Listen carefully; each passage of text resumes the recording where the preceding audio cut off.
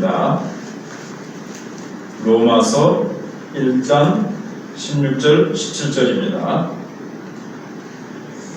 우리 찾았으면 함께 합독하시도록 하겠습니다. 시작. 내가 복음을 부끄러워하지 아니하노니 이 복음은 모든 믿는 자에게 구원을 주시는 하나님의 능력이 됩니다. 먼저는 유대인에게요 또한 헬라인에게로다. 복음에는 하나님의 의가 나타나서 믿음으로 믿음에 이르게 하나니 기록된 바 오직 의인은 믿음으로 말미암아 살리라 함과 같으니라. 아멘.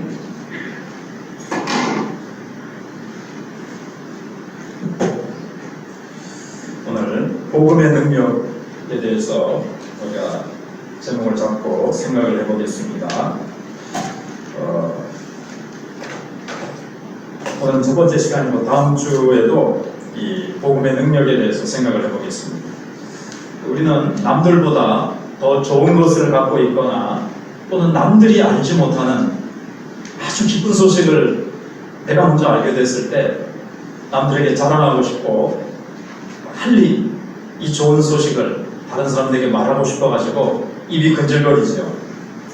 예를 들어서 자녀가 좋은 직장에 들어갔다거나 형제 중에 동생이 고시에 합격을 했을 때 얼마나 기쁘고 사람들에게 참 자랑하지 않고는 못 견딜 겁니다. 그뿐만 아니라 자신의 나라가 아주 부유한 나라고 강대국이 됐을 때 사람들은 이렇게 다른 나라에 갔을 때, 그러니까는 미국이나 이렇게 유럽 사람들이 이 동남아 나라에 오면요 괜히 좀 의시되고 어깨에 힘을 주고 뭔가 그럽니다. 근데 우리나라도 상당히 그렇게 됐어요. 제가 중앙아시아, 키르기즈, 우즈베키스탄 이게 중앙아시아잖아요.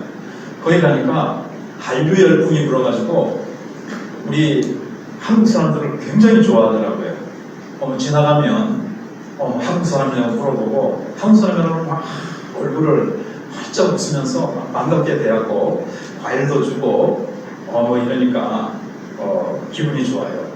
그렇게 참 뭔가 다른 나라에 뭔가 이렇게 자랑이 되고 우리가 나라가 상당히 그래서 뭐 손흥민 이러면서 막 나보고 손흥민 아니냐고 손흥민 최고라고 막 이렇게 선도 들어 보이고 이렇게 나라가 모든 면에 이렇게 잘 되어 나갈 때 우리는 자랑스럽고 떳떳하고 그렇죠. 사도 바울이 살던 시대에 가장 큰 자랑은 뭔가 하면 바로 로마 시민이 된다는 것. 이것이 이제 가장 큰 자랑이었습니다. 로마 제국에서 로마 시민권을 가졌다. 그러면 이것은 굉장히 큰 특권을 가지고 있었습니다. 다른 나라 사람들하고는 완전히 다른 대접을 받는 거예요. 그런데 사도 바울은 이 세상 보통 사람들이 자랑스럽게 생각하는 그런 것과는 도무지 비교할 수 없는 엄청난 자랑거리가 있다고 그렇게 오늘 말하고 있습니다. 뭔가 하면 바로 예수 그리스도의 복음이고 우리가 예수 믿는다는 것이 얼마나 참 그렇게 자랑스러운 일인지 모른다고 이렇게 고백하고 있는 겁니다. 우리가 믿는 복음, 우리가 믿는 예수, 세상에 어떤 지위, 신분, 권력보다도 우리가 월등하게 뛰어난 것이고 비교도 할 수 없이 우리가 너무나도 자랑스럽다는 것을 여러분들은 알고 계시고 또 그렇게 생각하고 그렇게 자랑스럽게 여기고 살아가고 있습니까? 그렇지 않으면 예수 믿는 거는 그런 거 그런 거고 오히려 다른 사람들이 나 예수 믿는다는 거 니도 교회 다니나 이럴까봐 공공실처럼 스파이처럼 나이가 예수 믿고 교회 다닌다는 것을 숨기고 예수 믿고 있지는 않습니까? 물론 이제 복음은 양면성이 있어요.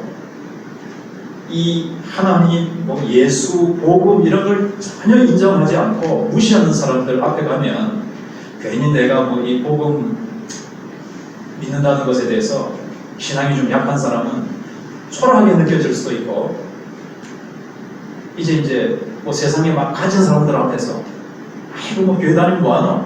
예수 믿는 게 뭐 반미주나 이렇게 하면서 자기 잘난 거, 자기가 부자 된 거, 자기가 세상에서 제일 높은 거 가지고 예수 믿는 거에 대해서 아주 무시하는 태도를 가진 사람 앞에 가면 괜히 우리가 좀 초라하게 느껴지고 뭔가 그들 앞에서 좀 부끄럽게 느껴질 수도 있어요. 우리가 아직 잘 복음의 능력에 대해서 모를 때 말이죠. 그러나 우리가 하나님과 천사들 앞에 섰을 때 생각을 해보세요. 그때는 우리가 얼마나 영광스러운 존재입니까? 하나님의 자녀여, 예수 그리스도의 십자가의 보혈로 구원받았다는 것이 얼마나 놀라운 은혜인지 모릅니다. 그렇기 때문에 복음보다 더 자랑스럽고 영광스러운 것은 사실은 없는 겁니다. 그래서 사람들은 세상 사람들 앞에 섰을 때는 초라하고 좀 이렇게 부족하지만 우리가 하나님 앞에 섰을 때 영광스럽고 우리가 너무나도 귀한 존재이기 때문에 우리가 어떤 모습이냐, 세상 사람들의 앞에 섰을 때는 우리가 초라하고 좀 부끄러울지 모르지만 하나님과 천사 앞에 섰을 때 우리가 얼마나 이 예수 믿는다는 것 때문에 우리가 담대하게 나가잖아요. 오늘도 우리가 하나님 앞에 나온 거잖아요. 아이고 부끄럽다, 아이고 내가 초라하다 이러면서 나왔으니까 하나님 앞에 나올 때는 우리가 좀 당당하게 나오잖아요. 세상에 가서 어떤 자리에서는 막 삐까번쩍한 자리에서는 예수 믿는다는 거 막 밝히기가 좀 그럴지 몰라도 믿음이 우리가 믿음이 약할 때 말이죠. 하나님 앞에서는 우리가 예수 믿고 코로나와 추위 가운데서도 우리가 이렇게 당당하게 떳떳하게 하나님 앞에 우리가 자랑스럽게 내가 하나님의 자녀인데 하나님 앞에 예배 드려야지, 하나님은 오늘도 예배로 기쁘시게 해드려야지 이러면서 이렇게 나온단 말이에요. 그럼 이 양면성 가운데 우리는 어떻게 해야 될 거냐 하는 거죠. 그래서 우리가 하나님 앞에서 이것이 얼마나 영광스럽고 떳떳하고 자랑스럽고 이것이 얼마나 큰 특권인가를 알면은 그걸 딱 붙들고 우리가 세상 어느 자리에 나간다 하시더라도 세상의 부귀영화 권세 잡고 있는 사람 앞에 나갔을 때에도 우리는 하나님 앞에서의 그 영광스러운 그 기쁨과 감격과 특권을 가지고 있는 그 자세를 가지고 사람들 앞에서도 자랑하는 자세, 떳떳한 자세를 가지고 사람들에게 나가야 된다는 거예요. 그래서 사도 바울이 오늘 나는 복음을 부끄러워하지 않냐니 이렇게 이제 고백하고 있습니다. 그래서 오늘 이 말씀은요, 아주 조용한 가운데 울려 퍼지는 마치 군대의 기상나팔 소리, 빵빵빵빵 새벽을 깨우는 트럼펫 소리와도 같이 우렁차게 우리의 마음의 귀를 때리는 그런 우렁찬 복음의 선포인 겁니다. 내가 복음을 부끄러워하지 않으면 이 복음은 모든 믿는 자에게 구원을 주시는 하나님의 능력이 됩니다. 하나하나 탁탁 곱씹어 보면 이게 얼마나 사도 바울의 담대하고도 우렁찬 신앙 고백이요 복음의 선포인지 모르겠습니다. 위풍담담하죠. 내가 복음을 부끄러워하지 않는다. 사실 뒤집어 얘기하면 나는 복음이 자랑스럽다. 이런 내용입니다. 바울은요, 복음, 복자만 불러도 복음 이러면은 막 가슴이 터져 나갈 것 같은 감격 속에 살았어요. 그래서 1절에서 보면요, 제가 막 1절부터 하다가 이제 중요한 구절만 이렇게 하려고 해요. 옛날에 한번 다는 아니고 12장까지만 했거든요. 그래서 이제 다시 좀 이제 하는데 몇 가지만 해서 살펴볼 건데 1절에서 인사한 다음에 인사가 조금 나가야 되잖아요. 근데 2절에 바로 이 복음은 하면서 복음에 대해서 이 압축한 거죠. 이제 압축한 거지만 그 말을 하지 않고 견딜 수 없는 거예요. 그래서 2절에서 이 복음은 어쩌고 저쩌고 이렇게 쭉 설명을 한 다음에 16절에 또 와가지고 또 무슨 얘기하다가 16절에 와서 이 복음은 또 얘기를 하는 거예요. 모든 믿는 자에게 구원을 주신 하나님의 능력이 됩니다. 근데 여기 이제 다 들어있는 거예요. 16장 16절 17절 두 마디입니다. 로마서는요, 복음 그리고 믿음, 이 복음을 믿는 믿음, 이 두 가지가 이제 주제고 결론이고 그렇습니다. 그러면 바울이 깨닫고 바울이 믿고 있는 이 복음은 뭔가 하면 해방입니다. 해방. 원래 이제 이 복음이라는 거는 헬라어로 기쁜 소식이에요. 기쁜 소식. 한 번쯤 들어보셨겠지만 헬라어로 유앙겔리온 한 번쯤 들어보셨을 거예요. 유앙겔리온은 기쁜 소식이라는 뜻이에요. 근데 이제 이 말이 어디서 나오는가 하면 유래가 있어요. 옛날에는 이제 전쟁이 일어나면 우리 6.25 전쟁도 동란도 뭐 한 달 1년 한 게 아니고 뭐 2년인가 이렇게 됐잖아요. 옛날에도 전쟁을 크게 하면 몇 년씩 전쟁을 이제 끄는 거예요. 전쟁이 계속되는데 오늘날처럼 뭐 무전기가 있습니까? 휴대폰이 있습니까? 통신 장비가 발달하지 않았기 때문에 멀리 나가서 전쟁을 하면 이게 지금 우리나라가 이겼는지 어느 나라가 이겼는지 이게 지금 도무지 알 수가 없는 거예요. 전쟁터에 나간 남편이나 아들이 살았는지 죽었는지 알 수가 없는 겁니다. 그래서 다들 이제 막 그 소식을 진짜 목이 타도록 목이 빠지도록 눈이 빠지도록 막 기다리고 있는 겁니다. 그러다가 이제 우리나라가 예를 들면 우리나라가 이겼습니다. 그럼 그 이긴 쪽에 군사들 중에서 전달해주는 군사 한 사람이 달려옵니다. 여기서 마라톤이 또 유래가 된 거예요. 거기서 이제 이긴 제가 이제 역사적인 구체적인 것들은 지금 생각이 안 나는데 그래서 그 이긴 군인이 이제 달려온 거리가 42.19라고 그러죠. 예. 그래서 이것도 전해주고 죽었던가요? 그렇죠.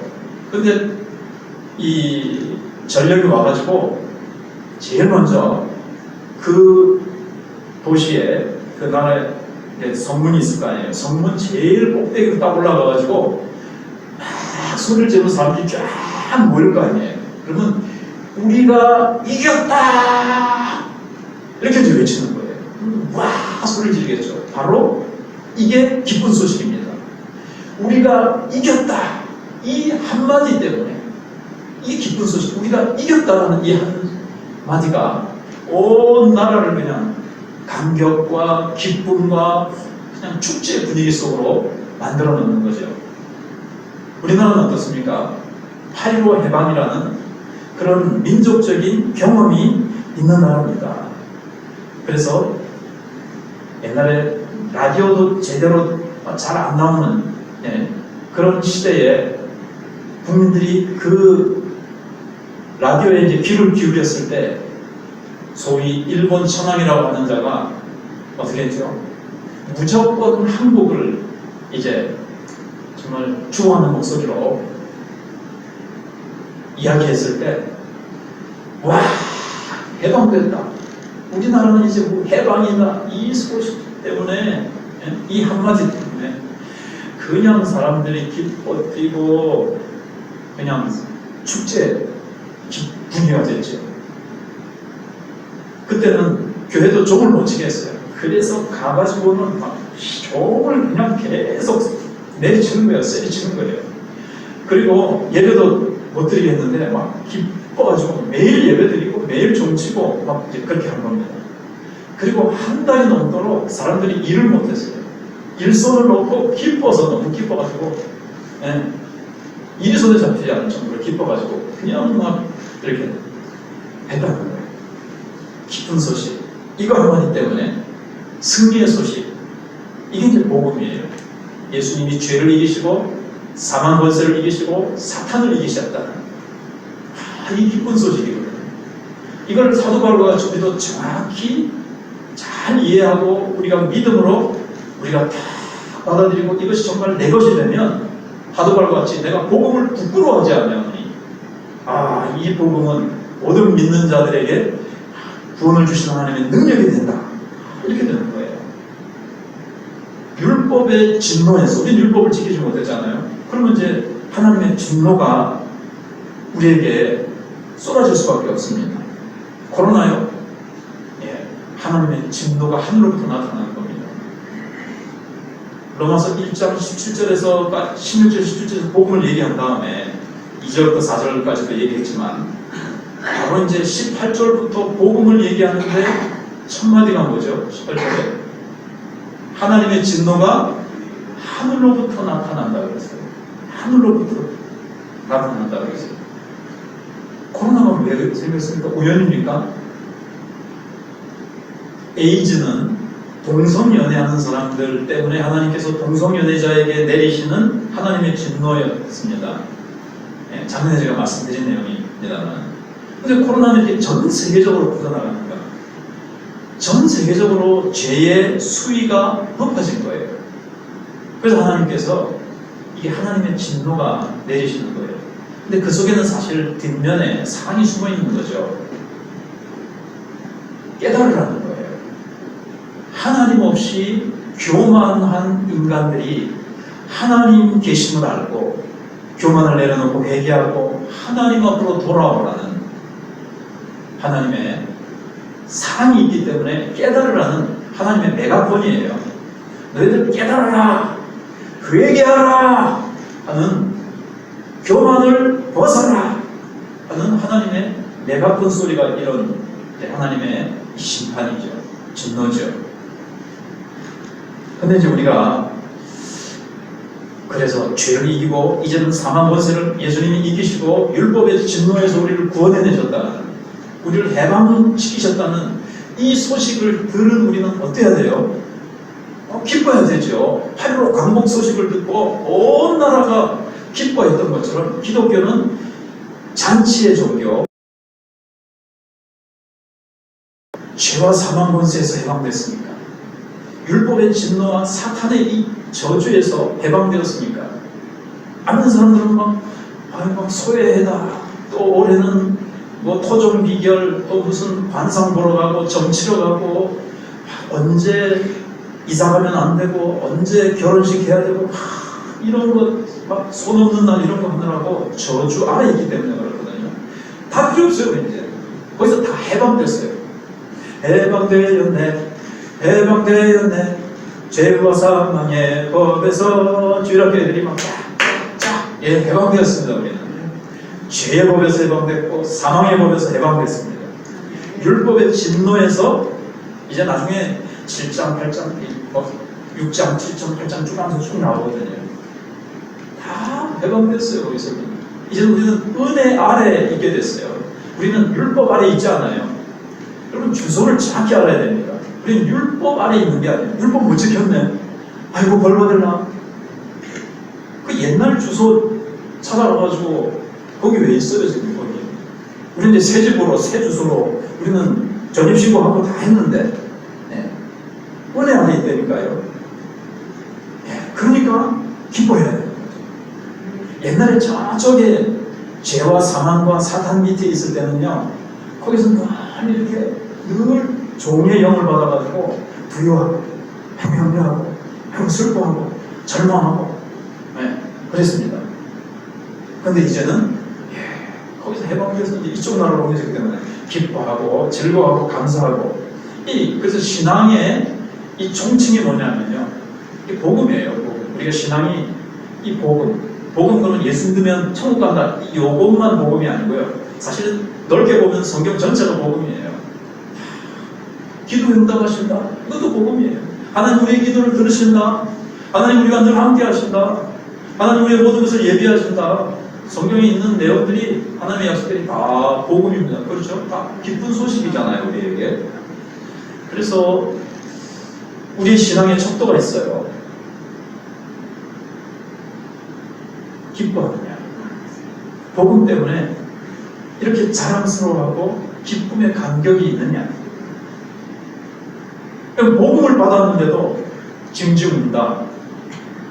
8.15 해방이 됐다고 그러는데도 그게 그거 나하고 무슨 상관이야, 그러면서 막 징징 운다면, 우리는 가장 우리 인생의 근본 문제를 해결해 주시고 인류의 근본 문제를 해결해 주신 이 복음, 이 복음을 받아들인 자는 징징거리면서 살 수 없다는 거죠. 기뻐하면서 사는 것, 그게 이제 그 사람이 정말 복음에 대한 이 신앙, 신앙의 총칭은 복음이라고 그러는데, 복음을 정말 바로 깨닫고 이해하고 내가 복음을 접수했다면 우리는 늘 기뻐하면서 살 수밖에 없다는 거예요. 근데 이 복음이 뭐냐? 바로 예수 그리스도지요. 예수 그리스도. 특별히 이제 사도 바울은 우리가 잘 아는 대로 예수님이 이제 12제자를 부르실 때는 안 믿었던 사람이죠. 나중에 가서 예수님 부활 승천하시고 나서 다메섹 도상으로 가다가 예수님을 만난 걸 우리가 잘 알고 있습니다. 그래서 사도 바울은 예수님의 생애를 12제자들처럼 잘 알지는 못해요. 그렇지만 사도 바울은 뭘 분명하게, 그래서 그 예수님의 생애는 자세히 모르지만 그가 핵심으로 붙들게 있는 게 있었습니다.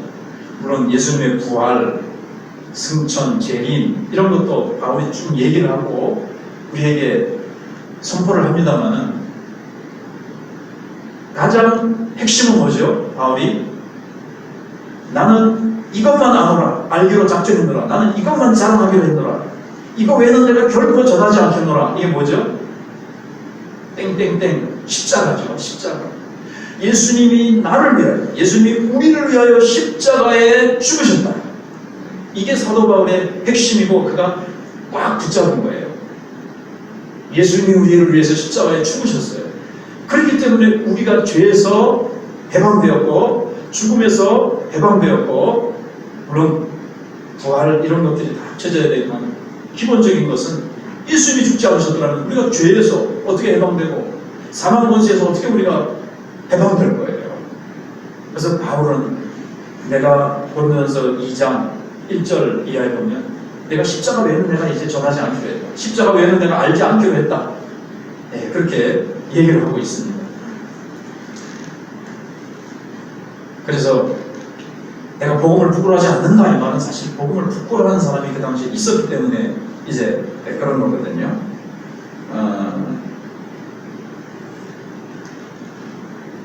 그건 조금 이따 생각을 해보고 지금 복음을 이제 생각하고 있는 중입니다. 예. 그래서 복음을 내가 부끄러워하지 않는다. 그 당시에 복음을 부끄러워하는 사람들이 있는데 누가 복음을 부끄러워했을까요? 로마 사람들. 로마의 복음을 전하고 있는 로마 사람들. 왜냐하면 이 십자가형이라는 것은 너무나도 그 흉악한 이 죄수들, 특별히 로마가 전 세계를 이제 그 당시에 이제 지구 전체는 아니에요. 이제 그 당시에 그 지역의 전 지역을 정복하고 나서 피지배 나라들, 식민지 나라들 가운데 아주 흉악한 사람들을 겁주고 그들을 이렇게 다스리기 위해서 이제 십자가형을 이제 하는 겁니다. 근데 로마 사람은 십자가형을 내리지 않아요. 근데 이제 빌라도가 이제 불법 재판을 했잖아요. 그래가지고 이제 십자가형을 내리는데 이게 이제 불법 재판이었잖아요. 밤새도록. 그래서 예수님은 이리저리로 끌려다니시다가 원래 저녁 6시가 되면 딱 법정은 개정을 하고 그 다음 날 열어야 됩니다. 근데 밤에 재판했다는 게 불법 재판이고 우리가 잘 알듯이 너무너무 모순되고 불법 투성이인 재판을 받으시고 예수님은 그 다음날 아침에 새벽에 딱 판정을 내리고 그 다음날 아침에 십자가에 매달려 죽으셨어요. 요즘 같으면 어떻습니까? 고등법원에 다시 이렇게 재판을 또 걸 수가 있고 그 다음에 또 대법원에 가서 또 이렇게 상고를 할 수가 있죠. 그래서 재심, 3심이 있는 거예요. 아주 상세하게 신중하게 결정을 내리는 거죠. 예수님은 그런 것도 없어요. 그냥 바로 한밤중에 이리저리 끌려다니시다가 죽으셨는데 로마 사람들이 볼 때는요, 저 식민지 국가에 힘없고 나약한 한 사람, 그거 뭐 정의고 불법이고 없는 거예요. 우리가 힘을 가졌으니까 우리가 뭐 죽이고 살리고 우리 마음이지 뭐. 힘이 정인 거예요. 힘이 법인 거예요. 그런 시대에 사람 하나, 식민지 사람 하나 죽이는 거냐, 그냥 파리 한 마리 죽이는 것처럼 생각하는 그런 시대였어요. 뭐가 어떤 시대였냐면 바로 좀 전에 말씀드린 대로 힘이면 된다. 힘. 지금도요, 권력을 잡으면요 막 표수로 막 밀어붙이죠. 법도 막 바꿔가면서. 그러니까는 그렇게 많이 들은 대로 로마 사람들은 이 십자가에서 죽는다는 것을 굉장히 부끄럽게 여기고 흉측한 죄인들이나 잡혀 죽는 것이고, 로마 사람들은 결코 십자가에 못 박히지 않는 이런 이제 사형제도였는데, 예수님이 이제 거기에 이제 죽으셨단 말이에요. 그런데 십자가에 대해서 아주 부끄러워하고, 십자가에 못 박혀 죽는 모습이나 죽은 모습을 보면요, 사람들이 막 구토를 하고 그 악몽에 며칠씩 시달려서 잠을 제대로 못 잔다 그래요. 어쩌다가 이제 황제들도 그걸 본 황제가 있겠죠. 그걸 보고 나서는 밥을 오랫동안 못 먹는다 그래요. 너무 끔찍하고 흉측해서. 그래서 어떤 황제는 식사 시간에 십자가라는 말을 하면 그 사람은 어떤 뭐 형벌을 받는 거예요. 황제로부터. 식사 시간에 십자가 말 들으면 식사를 못하니까 황제가 너무너무 그래가지고. 그런 십자가형을 예수님이 이제 받으셨어요. 그러니까 십자가는 로마 사람들에게 참 부끄럽고 수치스러운 거였습니다. 그러니까 로마는 이제 헬라 나라잖아요. 그 말씀드린 대로 로마는 힘으로 헬라 나라를 정복했지만 문화적으로, 철학적으로, 정신 세계는 헬라 철학과 문화가 우세했습니다. 그래서 뭐 정치, 뭐 다른 것들은 로마가 헬라를 집어삼켰지만 정신, 문화, 철학은 헬라가 로마를 사실 정복한 거예요. 그러니까 헬라 철학이 팽배한 시대였습니다. 철학, 소크라테스, 뭐 플라톤 이런 뛰어난 철학자들이 많이 이제 배출이 됐잖아요. 그 자녀들은 니들이 철학을 알아? 그래서 로마, 헬라 사람 외에는 다 미개인으로 본 거예요. 철학이 최고다 이런 거죠. 철학이 최고다. 그리고 유대인들은 어떻게 했죠? 유대인들도 십자가를 부끄러워했습니다. 그래서 이제 나온 말이 뭐냐면요, 이게 유대인은 표적을 구하고 헬라인은 지혜를 찾는다. 유대인들은 표적을 찾습니다. 늘 기적을 좋아하잖아요. 예수님에게 기적을 보여달라 막 그러잖아요. 근데 최고의 표적이 뭔지 아세요? 십자가입니다. 하나님이 우리를 사랑하신다는 표적. 십자가. 하나님의 아들이 우리를 위해서 십자가에 대신 죽어주신 만큼 우리를 사랑하신다는 표적. 그리고 거기서 예수님이 살아나시잖아요. 그래서 최고의 표적은 십자가입니다. 헬라인은 지혜를 찾습니다. 아까 말씀드린 대로 이게 철학이에요. 철학은요, 인생이 뭐냐? 나는 누굴까? 나는 왜 태어났을까? 나는 뭐 때문에 살까? 사람이 죽으면 어떻게 될까? 철학은 그걸 이제 생각하는 건데, 철학은 물음은 많은데 답은 없어요. 물론 그들도 얘기를 하긴 하는데 전부 다 철학적으로, 즉 관념적으로, 머릿속으로 생각하는 구원입니다. 이 구원이 우리에게 정말 줄 수 있을까요? 구원을 향해서 자기들이 뭐 한가마 열심히 토론도 하고 뭐 그래요. 근데 그 토론하고 머릿속으로 생각하는 이 지식적인 구원은 아무도 누구도 구원시키지 못합니다. 철학은, 그래서 바울이 능력이 됨이라는 것은, 철학은 머리로 입으로 하는 거지 우리를 실제로 죄와 사망 원세, 사단의 권세로부터 구원해주는 능력은 되지 못해요. 근데 이 복음은 능력이거든요, 실제적인. 그래서 내가 부끄러워하지 않고 자랑하고 이게 이제 능력이다, 복음은 능력이다 이렇게 얘기를 하는 거예요. 그래서 철학을 찾고 지혜를 찾는데 소용없다는 거죠. 왜 찾는 줄 아세요? 목마르니까. 철학적인 왜 인생이 뭘까? 왜 살까? 인생의 목적을 찾는다는 그 목마름이 철학을 만들었지만, 철학은 그 인간의 욕구를 전혀 채워주지 못합니다. 유대인들은 표적을 구하고, 여기 한 가지 빠진 게 있다면 율법을 구합니다. 바리새인들이 율법 지키고, 이스라엘들이 율법 지켰나 안 지켰나, 안식을 지켰나 안 지켰나. 근데 율법은 우리를 구원해주지 못합니다. 로마서 10장에서 자세히 나오겠습니다. 그래서 그들은 표적도 구하고 율법을 잘 지켜서 하나님 앞에서 구원받고 뭔가 영적인 풍성함과 만족을 구하려고 하는 욕구가 있어요. 근데 율법도 표적도 전혀 그 목마름을 해결해 주지 못합니다. 여러분, 이 두 가지를 얘기했지만, 이 상에서 사람들이 부귀를 구하고 명예를 구하고 별의별 것을 다 구하지만 그것은 전혀 우리를 만족시켜주지 못해요. 우리는 여기 다 지금은 좀 영적 상태에 따라 다를 수 있지만 우리는 다 만족을, 참된 만족을 얻었습니다. 어디서요? 십자가. 예. 무한 영광일세. 무한 영광. 우리가 십자가에서 나를 위해서 죽어주신 예수님을 만났을 때, 거기서 우리의 모든 목마름과 우리의 모든 상처와 우리의 모든 아픔들이 씻겨지고 우리가 복음의 능력으로 죄와 사망에서 벗어났어요. 네. 그 예수 믿을 때 어떻습니까, 여러분? 탁 믿어져야 돼요. 근데 제대로 못 믿을 때는요, 교회는 다녀도 이 복음의 능력을 모르다가 어느 날 주께서 눈을 열어서 복음을 알게 하시고 예수 그리스도 십자가에 못 박힌 예수 그리스도를 보게 하시고 이때 이제 복음의 능력을 이제 맛보는 거죠.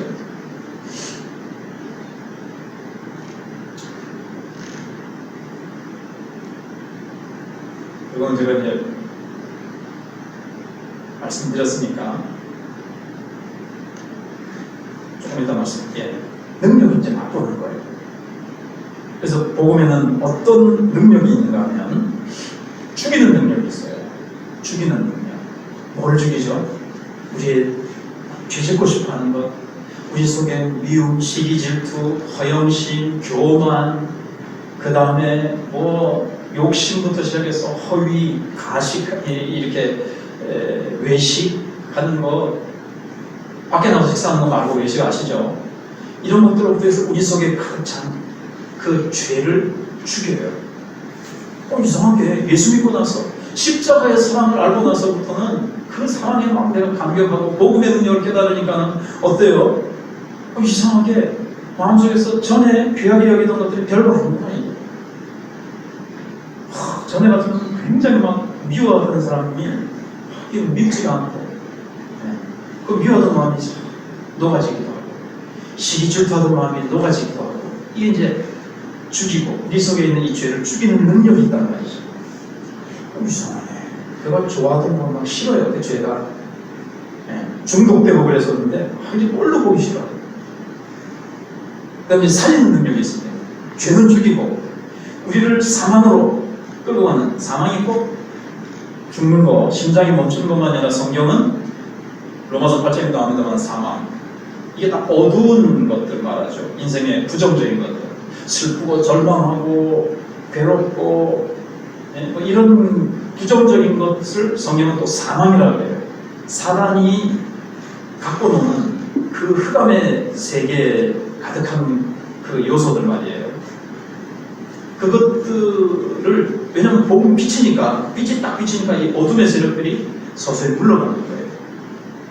단번에 우리가 100% 전혀 믿지도 않고 시기 질투도 없고 교만도 단번에 100% 사라진다는 건 아니지만 이게 이제 어느 날 그 머리가 깨어지고 이제 이게 점점 예수님을 내가 더 의지하고 기도할수록 이제 그런 것들은 죽고, 그다음에 복음은 살리는 능력이 있습니다.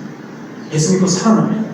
영적으로 죽어가던 사람이 복음을 듣더니 살아나더니 달라지는 거예요. 이 사람이 자기밖에 모르더니 다른 사람을 생각할 줄 알고, 섬길 줄 알고, 양보할 줄 알고, 져줄 줄 알고, 나눠줄 줄 알고, 그 다음에 겸손해지고 온유해지고 싸놨던 사람이 막 부드러워지고, 이게 사람이 점점 바뀌는 거예요. 여러분, 전도 많이 하는 교회 왜 그 사람들이 막 한 번 전도 이렇게 몇 번 하더니 전도에 미치는 줄 아세요? 저는 이제 한번 추측인데, 추측이고 제가 딱 보니까 그런 것 같아요. 전도를 했더니 복음의 능력을 이 사람이 같이 맛보는 거예요. 형편없는 사람이었어요. 근데 내가 복음 전했는데 이 사람이 거는 일반 보통 사람이었는데 복음이 이 사람 속에 싹 진짜 탁 들어가니까 이 사람이 변하는 게 복음이 정말이네. 이 복음 예수 설교인 대로 죄가 탁탁탁탁 끊더니 이 사람이 기뻐하고 얼굴이 변하는데, 아까 말씀드린 대로 예수 믿는 사람의 척도 뭐라 그랬죠? 기쁨. 얼굴이 밝아져요. 근데 그 밝음이 돈 많이 생겨서 밝아지는 거하고 달라요. 자녀가 고시에 수석 합격해서 기뻐하는 거랑 달라요. 저 기쁜 얼굴이 좀 다른데. 그래서 자랑이라는 것은 지난 주보에 해놨지만 즐거워함, 누림이라는 뜻이 있어요. 예. 자랑하느니라 로마서 5장에 가면 또 나오거든요. 또 다른 데 나오는데 이게 즐거워하느니라 되어 있죠. 5장 1절에 보면 우리가 하나님과 화평을 이루어서 하나님과 이 복음 안에서 즐거워하느니라. 즐거워하느니라의 사실 원뜻은 즐거워하느니라보다도 더 번역을 잘하면 자랑하느니라. 우리가 기쁜 소식을 받았잖아요. 우리가 죄와 사망 권세에서 사단의 권세에서 율법의 진노에서 벗어났으니까 얼마나 기쁩니까? 그러니까 막 자랑하는 거죠. 즐거워하는 거고 이거는 누리는 거죠. 즐거워하는 모습이 전도예요. 지금 코로나인데 목사님 지금 복음 전하라는 얘기예요. 자랑 지금. 코로나인데 교회 오라고 어떻게 하는 거예요? 목사님 정신이 있으세요? 그래서 제가 성경에 보면 최고의 전도지가 뭐라 그랬습니까? 예수 믿는 사람의 얼굴, 얼굴에서 나타나요. 우리의 얼이 나타난 얼굴이에요. 얼굴에서 나타나거든요. 그래서 제가 올해 복음은 뭐 예수 믿을 때 들은 거고 ABC고, 근데 왜 또 우리 다 신앙 수준이 올라가는데 복음 이거는 계속 들어야 돼요. 더 깊어져야 되고, 처음 믿고 나서 영어 테이프 기초 다 뗐으니까 선반 위에다가 기초편 올려놓고 중국편 그게 아닙니다. 복음은 계속 들어야 돼요. 복음을 계속 들어야 뭘 하죠? 확신, 구원의 확신, 천국의 확신, 은혜의 확신 이런 게 점점 더 깊어지고 뿌리를 내리고 강화되고 그렇게 되는 거예요.